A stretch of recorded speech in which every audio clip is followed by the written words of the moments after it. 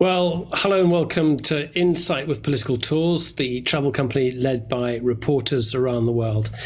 2023 was a tumultuous year. The war in Ukraine continued with little end in sight, and events in the Middle East have taken the most terrible of turns, with who knows what's left in sight.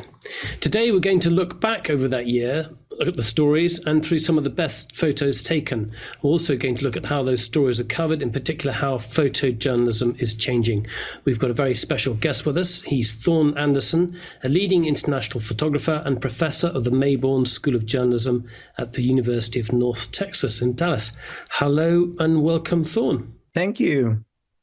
I'm just going to mention, Thorne, a few of the places you've worked in and worked for. I mean, I know you from your time in the Balkans. We spent some time together in Iraq. You spent a considerable amount of time in Afghanistan. We did a great talk with you about some of your work beforehand. Your work has appeared in the New York Times, the Los Angeles Times, the Boston Globe, the Chicago Tribune, Time, Newsweek, US News and World Report, and then Stern magazines. So you shifted into academia, but I think you were talking about how journalism was changing when you go back to the early 2000s. We were working in the Balkans, and I think you were saying that at that time it was quite clear how you could do your job. You knew where you stood, and those sort of lines began to change. Yeah, I think as we saw in Afghanistan and Iraq, journalists increasingly became the target of attacks themselves. And it was very difficult, particularly in Iraq, to know exactly where the front lines were. So it was difficult to know where to look for danger. And that took a toll on me personally. I think I built up a lot of PTSD from just having to be concerned all the time. And I had started as a teacher before I became a photojournalist in the field. And I always wanted to go back to teaching. And that seemed like a good time for me when all of those stresses came to a head in around 2009, and I took a sabbatical for 1 year, followed my partner to Harvard University and spent a year there. And while I was there, I began looking for teaching jobs. We've got a selection of photographs to look at, and we're going to look at both the stories themselves, but also how those stories have been told, how those photos have been taken. So let's just jump straight into that. I want to borrow from Joe Elbert. Joe Elbert was a famous editor from the Washington Post, a legendary photo editor. And when evaluating photojournalism values, Joe Elbert really proposed this sort of hierarchical scale of what are the highest values in photojournalism. He started with informational photographs that carry information. Secondly, to graphically appealing photographs. Then photographs that contain emotion, and then photographs that are intimate. And that, for Joe Elbert, was sort of the ultimate in evaluating photojournalism. So he thought about, at the very least, a photograph should have some kind of information that's easy to understand. But each of these levels, as you added them on, would add value to the photograph. And ultimately, photographs that were intimate and emotional, also graphically appealing and informational, were the kind of the ultimate values of photojournalism. I think I would add to Elbert's that photographs can also contain storytelling as the ultimate goal of a photojournalism. And storytelling can be both narrative or symbolic. And so I think a lot of the photographs that we're going to look at today, I want you to think about how these fulfill those kinds of roles. Nick very helpfully sent me several lists of photographs, these collections that are accumulated at the end of each year. And of those, I selected The Atlantic as just a starting point for the discussion. The Atlantic picked these photographs. They're largely from wire services, so it's going to be very different than any similar collection that you might find from, say, the New York Times, which would largely select its own photographs. So I guess we'll start with the number one in the Atlantic selection is, of course, a photograph from Gaza, one of the biggest stories of the year of 2023. A Palestinian man mourns as civil defense teams and residents search for people trapped under debris. This is one of those photographs that I think from the, to use Joe Albert's framework for understanding photography, obviously like the emotion is what would carry this photograph. But not only that, I'd like you to think about this photograph graphically as well. And you can see that, this central figure, he's surrounded and it creates sort of a compositional space for the photograph so that we can interpret this person's emotion in the context very easily. There's a graphical understanding here where it says, this is the context that leads to this emotion. And while that may seem obvious when you're a consumer of photojournalism, it may seem obvious that that's the kind of things that you go for. But when you're working in the field as a photographer, that can be really quite difficult to get an emotional expression that is so clearly connected to the environment around it. So I really admire this this photograph from Gaza for its ability to do that, both symbolically and also graphically. Those things are working together and with the emotion. This is a great illustration of Joe Albert's hierarchy for valuing photojournalism. The second photograph is a man talks on his phone as he looks through the haze at the George Washington Bridge from Fort Lee, New Jersey on June 7, 2023. This is a photograph that I would say, doesn't reach that highest level of Joe Albert's hierarchy, but it's a beautiful photograph graphically. And when we talk about graphics and photography, photojournalists think in very much the same way as any visual artist does. We think, for example, we even use the terms of painters. We would say that this photograph uses a very limited color palette. And that, of course, refers to the palette that painters would use when painting a photograph. If you put limited colors on the palette, then you're more likely to achieve a cohesive aesthetic in your painting. And photojournalists do that as well. A lot of you are probably already familiar with how photojournalists think in terms of elimination. We're trying to simplify the world and trying to deliver something that's easily digestible to our audience. And we do that by eliminating, we eliminate distractions on the edge of the frame. This is a very, what we would say, clean photograph. There's no dramatic distractions anywhere in the frame, so that we can very easily see our central subject. And it allows us to compare it to graphical elements that are isolated. There's an elimination of background distraction here. So this photograph is a very simple photograph in many ways, and that's what gives it its graphic power. And when we talk about color, we're doing the same thing often by eliminating a wide variety of colors. Then it allows you to more easily appreciate and absorb the photograph. So, it's a beautiful photograph, a wonderful use of what we call aerial perspective, using the mist and the fog to create a sense of depth, which is one of the magic elements of photography, that a two-dimensional surface can be rendered three-dimensionally. So it's just a beautiful graphic photograph. And I think what the Atlantic is doing here is they're really trying to mix up a lot of the more traumatic elements of 2023 with just a sense of wonder of the world around us. Sam Bankman-Fried, co-founder of FTX cryptocurrency derivatives exchange, departs from court in New York City. Sam Bankman-Fried being, of course, convicted of fraud for overvaluing his company and convincing people to invest money in a company that was essentially a shell and a pyramid scheme. It's a photograph that's sort of in your face, confrontational in some ways.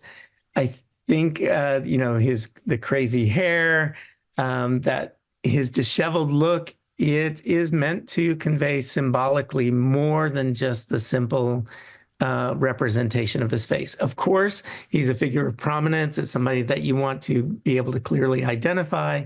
And so we can see, informationally who this person is. It's a celebrity.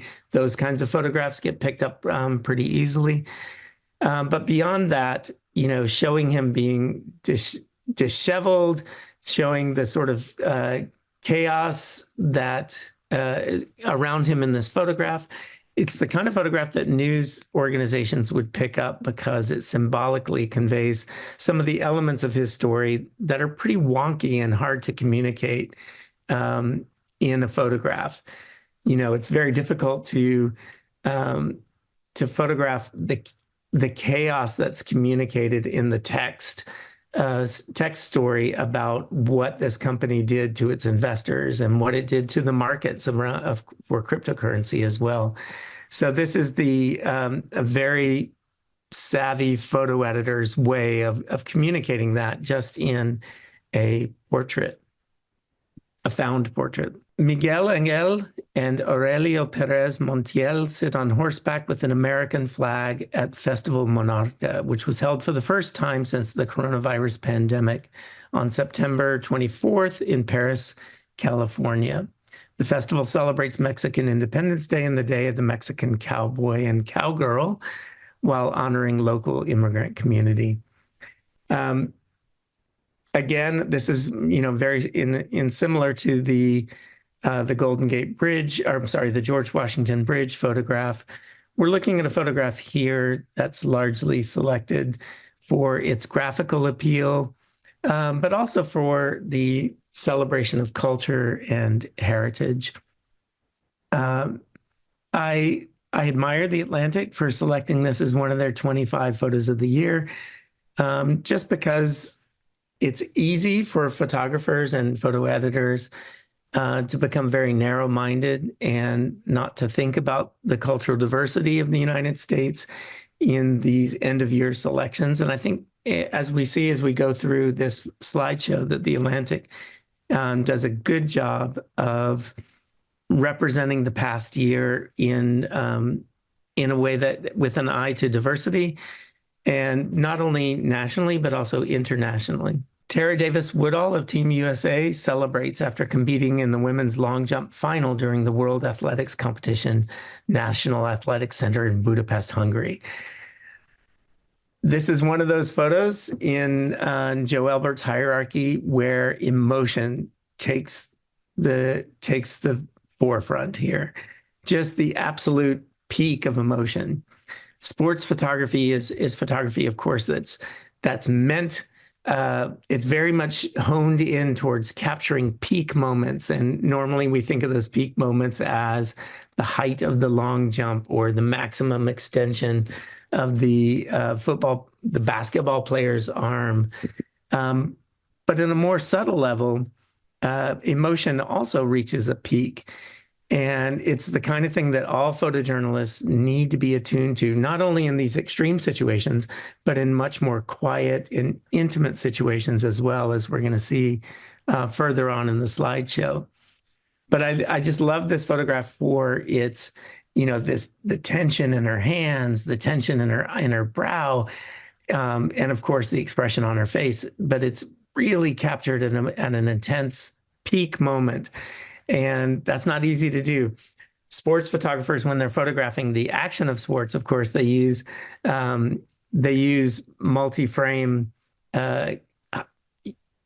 rapid fire photography to capture action, let's say, in peak moments. And it's likely that the photographer was doing that here as well to capture the absolute peak moment of expression.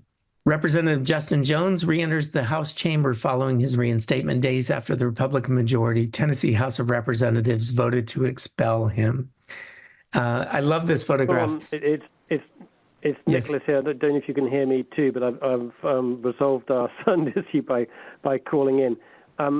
Just before you go into this next one, I mean, we're following the Atlantic selection of things, so there's a sort of the flow of photos is really sort of dictated by them in a way. Were you looking at their selection of photos? Is this what you would have gone with? Are these the kind of photos? I mean, obviously there's a range here of different kinds of photographs, but in terms of the stories they've chosen, That was one of the questions I had in mind. If you think they've been choosing obviously this is perhaps more for a U.S. audience. Absolutely, this is for a U.S. audience. I do think about this. I did think about the Atlantic selection. It's a good selection of photographs. It's impossible to come up with the best 25 photographs of 2023. It's always going to have some sort of, the selection itself is going to have some kind of narrative and some sort of bias in some sort of way. The Atlantic is clearly, a selection dedicated to a U.S. audience. So we're looking at some of the most important stories in American stories for a U.S. audience for 2023. They do include international stories as well. And there is a kind of a narrative that flows through their discussions, their selections. They will, you'll see the selection does go into more international stories later on, and you'll see that there's a tension and release in the editing. I mean, that's a whole other level that we can analyze if we'd like to. And Nicholas, please chime in anytime you'd like, and you'd like to get some feedback on other directions that we can take the discussion. But there is a narrative. I was just going to say that if anyone's got questions during the process, please do pop them down in the Q&A box, and we'll be able to promote you so you can put your questions directly to Thorne. So we're doing two things here, obviously looking at some amazing photographs and seeing why they're so good. And we'll be talking also about how photojournalism is changing and some of the challenges that are popping up. But I'm keen also to get on to some of the international stories, which are something that we're obviously, we've got that's a big focus on, as well as the U.S. political stories. But carry on, Thorne. I would say that for an international audience, this story is really quite interesting as well. I mean, these are. So first off, in the United States, of course, gun violence is a huge issue. This particular state legislature was challenging Tennessee to enact stronger gun control laws. In response, and by the way, these challenges were coming from the Democratic side, and 2 of the 3 people who made the protest were African American. Those 2 African Americans were expelled from the Tennessee Senate. So in a sense, it is a marker of American political history that even an outsider might be interested in following this story, because it just shows the ongoing racism in American politics. And this photograph will resonate even, I think, for an international audience, because it mirrors the fist held high by Jesse Owens in the Olympics, for example. So there definitely, this photograph is operating on some levels that are meant to appeal not only to an American audience, but an international audience. A huge story from 2023 was the earthquake in Turkey, in which nearly 60,000 people died. It's difficult to cover a story like that and to really show the magnitude of that kind of an event. And here, what Getty has done here is they're using drone photography, which is very much changing photojournalism. Drones are increasingly being used to photograph these massive stories like this. It's difficult to show the scale of destruction from ground level, but as soon as you get up in the air, then it's easier to show the scale of an event like this. This is something that's changing in my university, for example. This year, I introduced a drone photography course for the first time, and immediately, we filled that course. So you can see there's a huge uptick in interest for drone photography. Now, my preference as a photojournalist is to really humanize these stories. So this is from that same story. In Turkey, we see here a man who holds the hand of his 15-year-old daughter as they're awaiting some kind of possibility of rescue. So that's the kind of photograph, by comparison to the drone photograph. This is the kind of photograph that touches me. And me as a photojournalist, I try to humanize these stories. So while I appreciate drone photography, and I understand why a photograph like that might be included in one of these selections, for me personally, this is more to the heart of what a good photojournalist can do, is to take that story and to humanize it in some kind of way. This photograph is a photograph of the Sphere, which is a new building that has been built in Las Vegas, which uses LED lights. I mean, it's kind of an interesting photograph for me. They could have chosen any one of, thousands of images that have been projected on that Sphere since it was installed. But I think this is I think they chose this one because it, in a way, it's looking at where we are in terms of we as human beings in this fast changing technological landscape. So I think they could have chosen any one of thousands of pictures, and they chose this one. I think it was a smart choice. In the United States, this past year, we had a Chinese spy balloon that floated across almost the entirety of the United States, from Oregon all the way to the East Coast before it was at last shot down. It's interesting that this photograph, the U.S. Air Force released this photograph, which is a selfie that a pilot took with that Chinese spy balloon. Now, it's interesting that the Air Force released it because in terms of propaganda, if the Air Force was hoping to convey that they had this issue under control, I think this photograph kind of goes against that narrative. And it shows a kind of passive observation of the Chinese spy balloon. So I think it was in terms of propaganda, which is often what the U.S. Air Force is thinking about when they make these releases. I think this was probably for them a poor choice because it shows almost a passivity, an inability to deal with the situation of this inferior technology floating across the United States undisturbed. Thorne, is there any other way of doing that? Could you come up with another photo that would tell the story that they want to? I mean, you couldn't exactly get into the Chinese control room what's feeding back all the satellite photos. How would you do it? Well, I mean, the U.S. Air Force was is there any way for the Air Force to do that, you mean, or is there? Yeah, I just think if you're trying to get a different story across, how would you do it? I mean, I think you raised a very interesting question, so I was just wondering how they could have done it. Yeah, I think maybe for example, I can imagine first off, the U.S. Air Force could have simply released a photograph of the balloon without the inclusion of the pilot in there. That's one possibility. So it's more of a boring, straightforward, factual photograph. But releasing a photograph where the pilot's taking a selfie, it kind of invokes a more casual approach to this than a more bland, scientific, approach to that. I mean, on the other hand, you could release control room photographs where you can use the imagery of the sophistication of the technology for monitoring the spy balloon. I can imagine a number of ways that might show a more cold-hearted or technological tracking of the spy balloon. The Atlantic selected this as one of their 25. It reminds me of the first photograph of the Earth, where it was broadly expected that once we saw the Earth from the perspective of space, that somehow this would unite us in some kind of way and lead to a greater push for unity and solidarity and peace worldwide.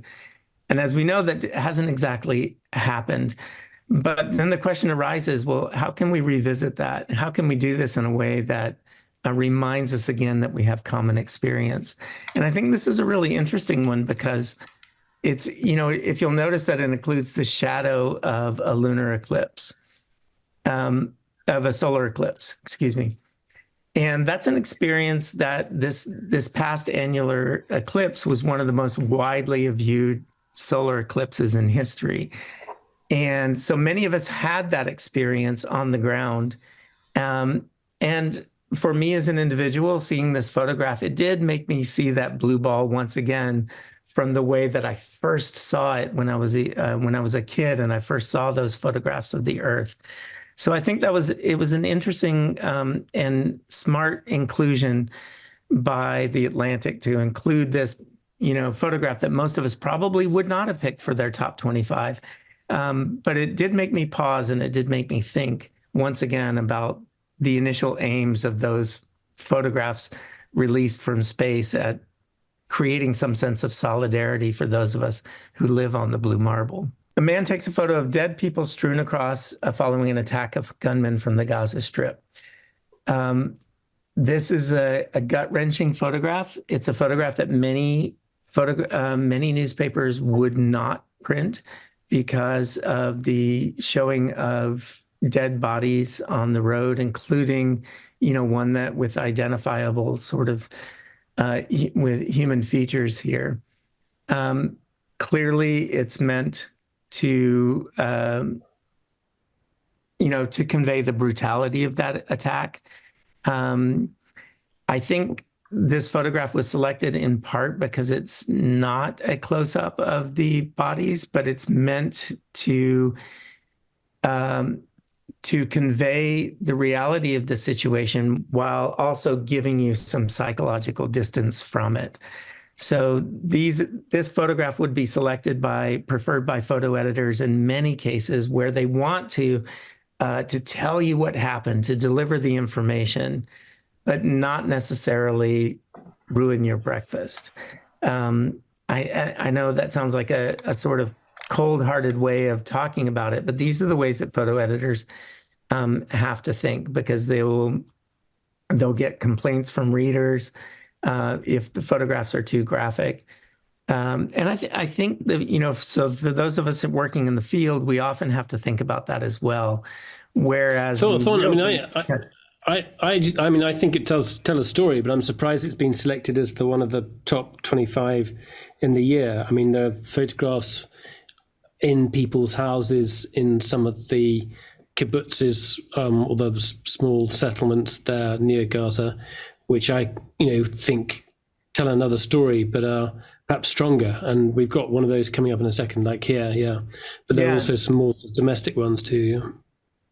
Yeah, so this is a, to your point, they did also include this in the story. And for me personally, this is a stronger photograph because it shows, once again, it humanizes the attack in the way that the earlier photograph doesn't. Now, as a photographer, were I on the scene, would I take this picture? Absolutely, of course. And it's valuable and it's useful. But to me, this is a kind of photograph that's even more powerful. This is a kibbutz resident near Oz, whose children were taken hostage. And here it does everything that we want a photograph to do. It has information. We see the burned out house. It's graphically appealing. We can see her framed by this almost impossibly bright light. Those streaming lines are actually graphic leading lines that lead us to the intense emotion on her face. It does everything that we need. So I agree with you 100%, Nick, that this is a preferable photograph to this one. And if we can, I know we're focusing on how these photographs are taken and framed and the merits of the photography, but I'm very keen also to talk about the coverage of the war in Gaza. Certainly in British media, I think there's been quite a lot of coverage of the impact on ordinary Gazans, the huge destruction that's taken place, the enormous loss of life. At the same time, equal focus on the plight of those families, people who've been killed in Israel, and the horrendous impact of October the 7th. But what's the situation here in the States? I know that in Israel, coverage of actually what's taken place in Gaza is rather muted, other than providing a account of the military perspective or the people within the IDF. It's changing. It's changing. I would say initially, there was a very strong emphasis on the Hamas attack. Now, what are the reasons for that? I think it's complicated. One of those is access. And, it was very difficult at first to get images out of Gaza, but now, of course, that's not an issue.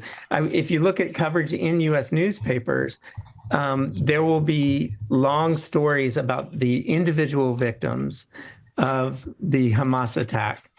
And very heart-wrenching stories and compelling stories with the individual names of the victims of the Hamas attack. I think the New York Times did one piece where, I think they told like 20 individual stories. We don't have that sort of coverage so much from Gaza. It tends to be, there are exceptions. There are individual stories that are told here and there about individual families, but not to the extent that we have from the victims of the Hamas attack. And so with that in mind, if we could go back to a couple of the preceding photographs that show long-term, long-range bombardments. Yeah, so I was actually, I think these are spectacular in some ways, but I don't know how valuable they are. Yeah, well, it's interesting. Of course they're valuable. They show this, just the scale of the bombing as it's occurring there. I mean, it's terrifying, a photograph like this. This is in Gaza, and it's absolutely terrifying to see an explosion that large. And because of the scale of it, we can see a building, we can see the number of floors, and we can see the size of the blast. So that it's something that we can identify with. We can imagine that in our own home. So I think these photographs are very, very valuable documents. They do not humanize Israel's attack on Gaza in the same way that we would get from an on-the-ground photograph, but they do help to convey the information about the scale. Now, I included this image, and this is a slight diversion because it reminded me of the 2009 Israeli bombing of Gaza. And I wanted to take a little detour here and go back to that, because one of the things that I noticed when this photograph came out is that I noticed there was a lot of online chatter questioning the authenticity of this photograph. Some people accused it of being an AI-generated photograph, and it immediately took me back to 2009. So let me just take a brief diversion here, and let me show you a photograph from 2009. The last time Israel engaged in this scale of bombing, well, Israel has never engaged in this scale of bombing in Gaza, but the last time it approached this scale was in 2009. And this is a photograph that Reuters put out on the wire at that time. Now, it is an actual photograph. It was produced by a stringer for Reuters. And what that means is it was produced by a local photographer who didn't necessarily come up through the same sort of journalism training that many of us have, but is providing photography to Reuters, and they put it on the wire. What you'll notice here is it looks very odd here. You see these circles here. This is actually and you'll notice here that there's a part of a building that's repeated here. What the photographer claims, this building also is repeated here. So this is actually a manipulated photograph. The actual photograph is not that much different, but it does exaggerate the sort of size of the plumage of the smoke here. The photographer claims that what he was doing was that he was removing dust and scratches from images, which we consider to be an ethical practice in photojournalism. But what this photographer did would be considered unethical. It's a failure from the Reuters wire service that they allowed this onto the wire. The editors should have identified it. I think anyone looking at it now can easily tell that this is a manipulated photograph. And it was unnecessary because the original photograph was also dramatic. Now, I'm telling you this story because there were news publications that published this. And it caused a huge stir because people identified that it was fake, and people accused Reuters of releasing biased information in favor of Gazans to exaggerate the scale of the Israeli attack. Reuters took a huge hit on this, and it was just sheer negligence, and it never should have happened. I don't believe that Reuters' intent was to exaggerate the scale of the attack. Because, as I said, the original photograph also told the same story, but nevertheless, they took a hit to their credibility. Okay, just days later, Reuters released this photograph. And I thought of this photograph immediately when I saw the 2023 photograph. They released this photograph of a massive, massive explosion from a bombing in Gaza. It was on the wire and immediately was attacked. People said, Reuters is at it again. That can't possibly be a real photograph. Look how fake, this is like a child's imagination of what an explosion would look like. And Reuters actually took the photograph down for a while they could verify its authenticity, meaning that we were deprived for a while of this important information. And it wasn't until later when AP published a photograph of the same explosion, almost at the same instant. It's a miracle. The same photograph, same explosion from another angle that Reuters felt confident to put it back on the wire. So this kind of mistake, not paying attention to your stringers and not being very, very careful about journalistic integrity, can lead to questioning your integrity, and can even cause you to self-censor in cases where you have a dramatic photograph and you're now afraid because you've been dinged in the past. So it's a very dramatic story. And I think Reuters still hasn't recovered. I still see people referring to this photograph in questioning their integrity. What is that? 14 years later. Anyway, that story came to mind from this photograph, and I thought I'd take you down that brief diversion.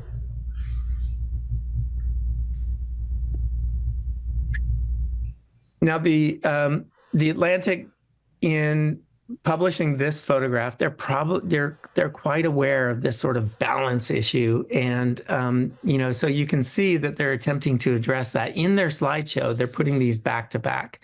There is this in-your-face emotional photograph of the suffering of an Israeli citizen, and this in-your-face dramatic photograph of an injury to a Gazan. So I think the Atlantic, of course, is aware of that kind of balance criticism, and in their slideshow, they're attempting to create a sense of balance by including both of those photographs. This is one of my favorite techniques in photojournalism, by the way. I love a prominent, important foreground, which is intentionally rendered out of focus. We know that this is Anthony Blinken. We have all that we need to see. And the photographer is a very skilled visual communicator, lets us see, what the information that we really need to see in detail, free Gaza, as this protest in the background for Anthony Blinken. And I think that's it's a fantastic photograph. Once again, where it's very difficult for a photojournalist in these wonky situations, a press conference or a meeting. How do we make that compelling? And how do we do it in a way that communicates that issue in a more complex way from, a simple occurrence? So I'm impressed with that photograph. Did you want to say something? It's also the cleverness of the people who executed the stunt, if you like. Absolutely.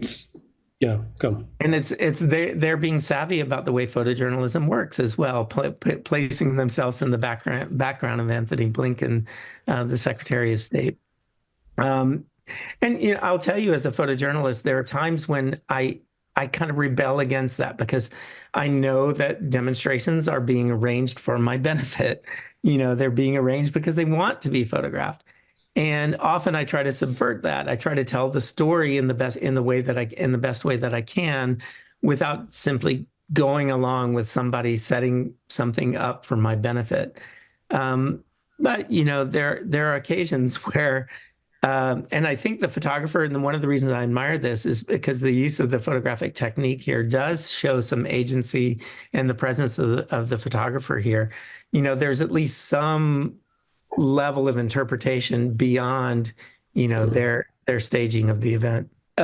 School shootings, big problem in the United States. It's a horrific epidemic unfolding on an almost daily basis. Mass shootings in the United States, and we can render the graphics of those photographs again and again and again, and that has a certain kind of impact, but photographers need to keep searching for other ways to try and get people's attention on this issue. And I think here what the photographer has done brilliantly is to not photograph the police line or the bullet casings on the ground or the bodies in the bags. I mean, all of those things are valuable photographs, but to try something different and to render it almost completely symbolically, to show a child, trapped in a symbolic sort of prison for which there may be no escape. This is rendered almost entirely symbolically. I mean, clearly there's information. It's Nashville, but it's a school bus. It's something any American would recognize, through the graphics and the colors, and to see a child just imprisoned horrifically in a situation that they cannot control, I think is a brilliant photographer. I think, our mutual friend Andrew Testa is really good at this, at identifying symbolic elements that can help tell a deeper story in ways that we're not used to seeing it. And so while I think these graphic photographs are very important, it's also important to search for other ways to do that. We'll take some questions in a bit, but we've just got a few more photos to go through. I know, Alan Livingston, you're there. We'll come to you in just a second. If anyone else has got more questions, we've got about another sort of 20 minutes to go. So please do put your questions in there, and then we'll start putting them to Thorne. Yeah, I'm going to skip through a couple of these because I do want to get to the end. There's another issue that I want to raise, but I think the story in Ukraine is obviously important to an international audience. To an American audience, I think it's worth interpreting this photograph to a certain extent. While the war in Ukraine to an international audience might be looked at as an issue of global security, an issue of European stability, an issue of sovereignty and justice. In the United States, it's a domestic political issue whether or not we fund Ukraine. So we have a largely Republican side of the debate that doesn't want to continue funding, and a Democratic side that does. And so a lot of the photography in the United States, and then you have in the middle, these journalists, many of which are savvy internationally, and they understand the stakes. And you'll find a number of photographs like this in American publications where there's a Ukrainian soldier rendered kind of heroically. I mean, it's a beautiful photograph graphically in the ways that we've discussed before. It's a limited color palette. You have very strong graphics which outline the central subject. It's got information. Drones are important to the Ukrainian troops in fighting back against a disproportionately powerful foe. But it's also taken from a low angle. It tends to convey that sort of, that heroic march. And I think you'll find a lot of photographs like this selected as photos of the year as a way of celebrating Ukrainian resistance. And that in itself is a sort of political statement in the United States, which I'd be happy to talk about that more if you're interested. But it is, it's troubling that in the United States, the war in Ukraine is really thought of in large part as a domestic issue about whether or not we're wasting our money on supporting Ukraine. I'm actually going to, so what the Atlantic does at the end here is it shows a world in crisis. This is a fire in Hawaii, but it also includes this bucolic photograph of the super bloom in Santa Margarita, California. So it's kind of, letting us off the hook, showing us a world in crisis. And then it ends with this photograph that's in some ways, and I'm thinking from the point of view of the Atlantic editors here, they're pointing back at, you as the viewer, what are you going to do with all this information? This is our world around us. It's up to you to decide how you want to be in this world. And, paired with a photograph of a fireman who's, rescuing some rabbits.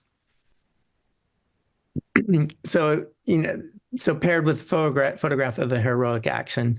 So I can see what the Atlantic is doing here in their selection. They've taken us through the world, through a lot of the troubles. They kind of release a little bit of that tension, and they're asking, okay, now how are you going to be a citizen in this world? So I do recommend the slideshow for those of you who want to see the Atlantic's wrap up. But I want to take you to another photograph. And I'm thinking about my own, if I were to make a selection of my own 25 photographs of the year, this is a photograph that I would definitely include.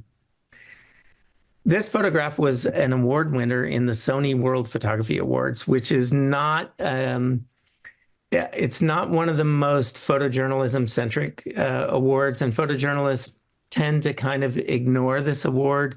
In my circles, World Press Photo, the Pulitzer Prize, Pictures of the Year, these would be kind of big contests that we would enter. The Sony World Photography Awards is open to everyone. There are photojournalists who do enter, but it's not considered a prestigious photography award in my circles. However, in the world of photography at large, it is a prestigious contest, and it gets an enormous number of entries internationally.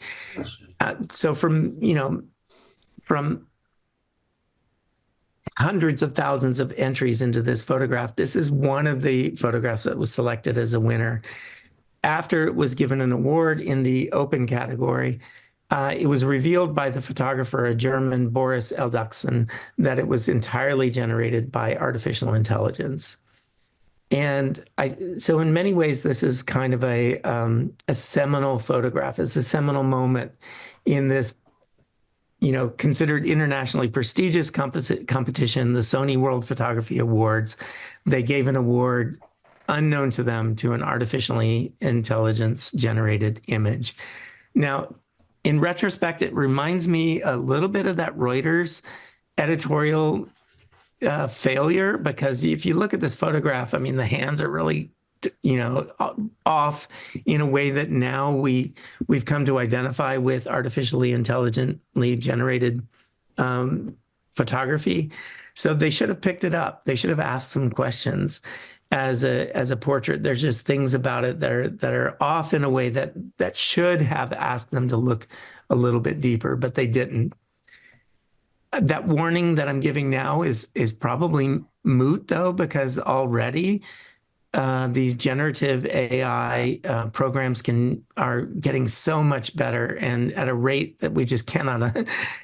I don't think we fully understand how quickly it's changing, and I don't think that we're going to have these kinds of artifacts that you see here in, when this contest comes around next year. It's going to render hands perfectly. So in ways that my warning is moot, it's already too late. But I think AI is threatening us in ways that a lot of us are kind of slow to come around to. There's a website that I just wanted to bring you to. I'm just going to show you what it looks like. Excuse me. This person. While we're doing that one, was there any sort of backup? Did he illustrate how he'd generated it from AI? Yeah, he used a program called Midjourney, which is one of the more sophisticated, publicly available. I mean, he pays for a subscription to it, but it's one of the more sophisticated tools for generating artificial imagery. He says that he did it as, to use his quote, "I was being a, quote, cheeky monkey." And he did it to see if it would get through the contest and if it would make it all the way through. And he was actually surprised that it did. So to his credit, he didn't, try to take the award. He very immediately, as soon as an award was announced, withdrew the photograph from the award. He refused the award and said, this was meant as a warning shot to let you know that this is coming down the line. Well, Well, looking at this face here, I'm convinced that this person does exist. Yes, and this image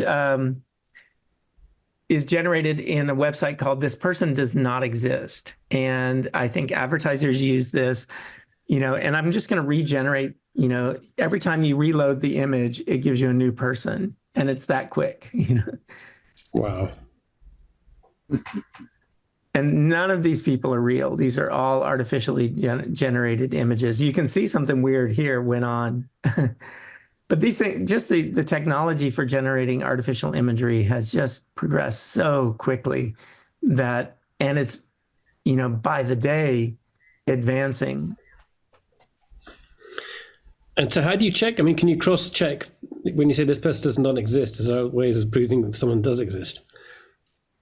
Yeah, that's a very good question. And that's exactly, what photojournalism is having to wrestle with now, is that it's going to be impossible to verify.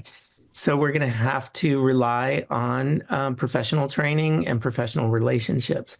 So that earlier example that I showed you from Gaza, where photo editors were using a stringer who clearly didn't have the kind of professional and ethical training that should be expected of a professional journalist. But that was a relationship that could not be trusted, and that photographer produced something that was a manipulated photograph. So I think a lot of it is going to come down to the source, evaluating the source, and editors are going to have to be far more careful about which sources they will accept photography from. And unfortunately, some of those trusted sources are kind of stabbing us in the back. And let me give you an example of that. This is a photographer. Excuse me, I'm going to bring up his website here.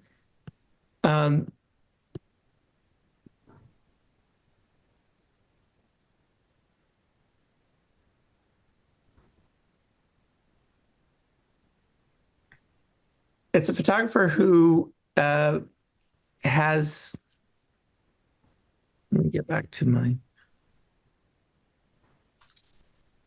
there we are. So it's a photographer who has produced imagery in response to the largest migration from Cuba in the last year. And he produced these artificially intelligent, his name is Michael Christopher Brown, and he used AI to produce this imagery. And I'll just give you a selection of the images. All of these, he's producing it to tell the story of Cuban migration, but none of these people exist. None of this ever happened. Now, he is upfront about it, and he says, I've used artificial intelligence to tell this story.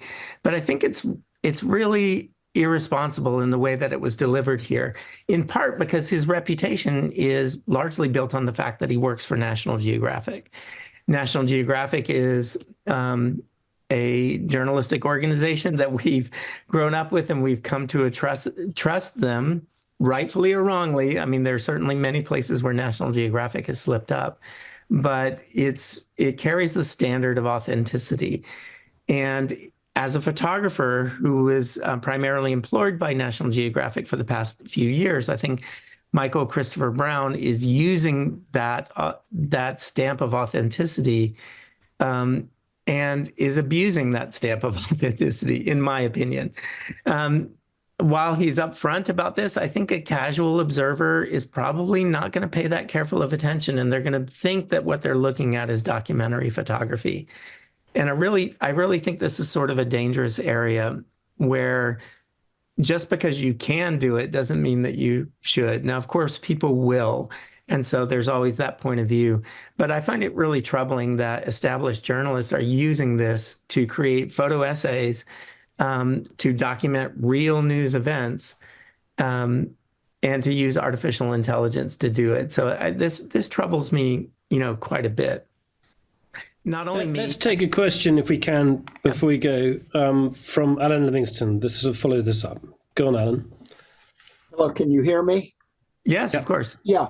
This has been a fascinating program. It's one of the best programs I've seen on anything, just really interesting.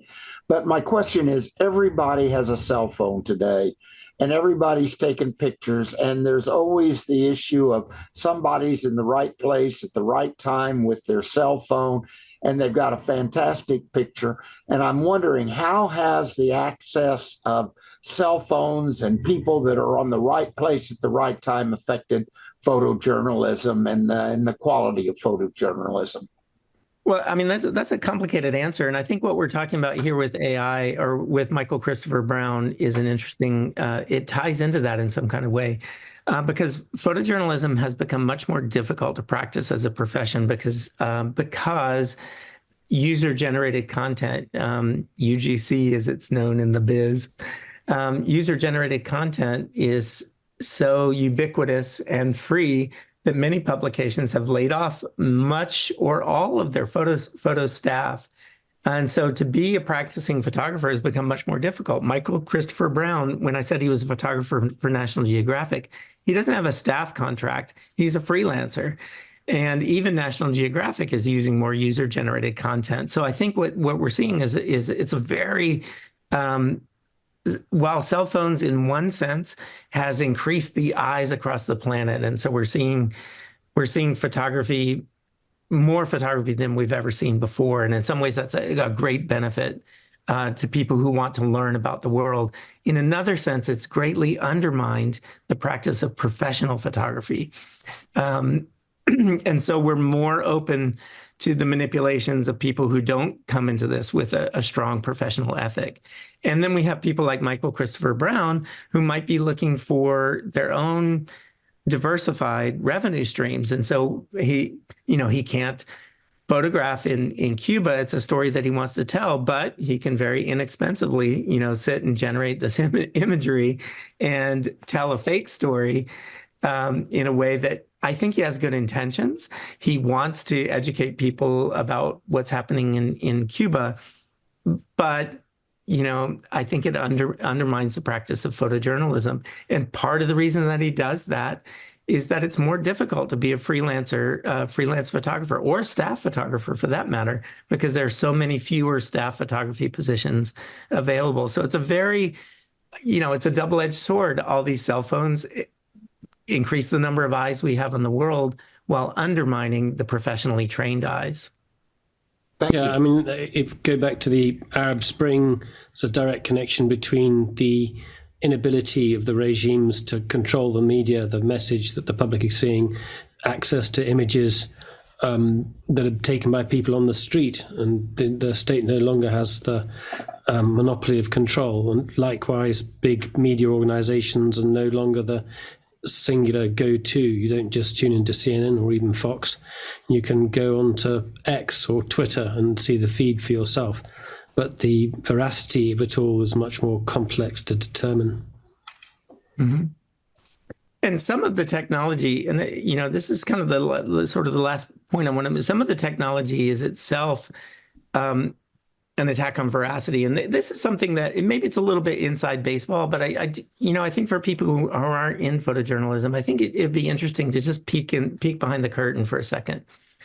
One of the problems of photography is like sharpening an image or raising it to the resolution that we need to raise it to in order for to get it into print publication. And thankfully, the technology has progressed. Photoshop has gotten better and better at sharpening an image. But in the past, something very critical has happened in the past couple of years. Until, just a few years ago, sharpening was done by identifying areas of contrast. For example, this black area of the eye and the yellow area of the eye. And then it would at the point where those two things meet, it would heighten the contrast along that line. And that creates a sense of perceived sharpness to a viewer. And it's something that every photographer has to do before they go into publication.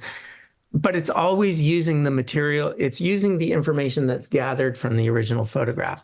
Now, technology has changed and it's gotten so much better at sharpening. Like you can look at this image of the owl on the left and the owl on the right, and this is using a sharpening tool called Topaz. And a similar technology is now built directly into Photoshop, which is still the workhorse for photojournalists. And what's happening here is a little bit different. What Topaz is doing is it's an artificial intelligence technology that looks at other similar images, millions and millions of them, and it actually invents pixels based on a past bank of imagery. So on the one hand, that technology, it's brilliant. It makes my job easier. I can, more quickly sharpen an image. It's more effective.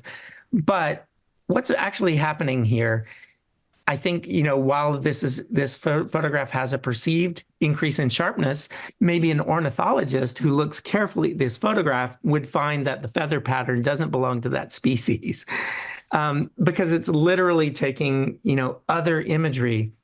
And, the computer can't necessarily determine what the species is. So it's taking other imagery and inventing the pixels that go there. And so let me just show you, I'm going to show you what Topaz, this is their web page. And you can see they have this cool slider. You can see the image. And then after you apply their technology, it becomes sharper. So this is the before image. It's reasonably sharp. And in earlier days, it would have been considered to be, fit for publication. But look what you can do if you apply this. Now, that is spectacularly sharp. What photographer wouldn't want to apply this technology? But it is literally inventing pixels based on other images, which raises a whole host of crazy questions. And let me just show you something that I've been thinking about. This is a hat that it belongs to it's a hat advertising my niece's band. She's in a band called River Wireless, a little shameless plug here, a fantastic band. But if you look at this hat, I don't wear it in public. You can see all the paint stains. I don't wear it in public because when I put it on, I look like I'm storming the Capitol on January 6th. I'm imagining myself now, because in a crowd of people, photographed wearing this hat. Now, in that photograph, if you zoomed in, you may not be able to read it. If you were to use an artificial sharpening technique on a photograph of that crowd, this could very easily be rendered as "Make America Great Again." And so in a crowd of people using artificial sharpening technology, you might find that person who zooms in on my face and it doesn't say River Wireless, it says "Make America Great Again," because that is what the photo artificial intelligence has in its sharpening bank. There are millions of pictures of "Make America Great Again" hats and, none of the River Wireless hat, probably because they never distributed this hat, because right after they made it, Trump started his "Make America Great Again" campaign. Thorne, there I think we're going to have to leave it. It's been amazing. You've made us think about things in different ways and raised new questions about what we see, and we're really grateful for it. Thank you very much indeed for your time. We're hoping to see you very shortly in Dallas, as after we finish our tour here in Iowa.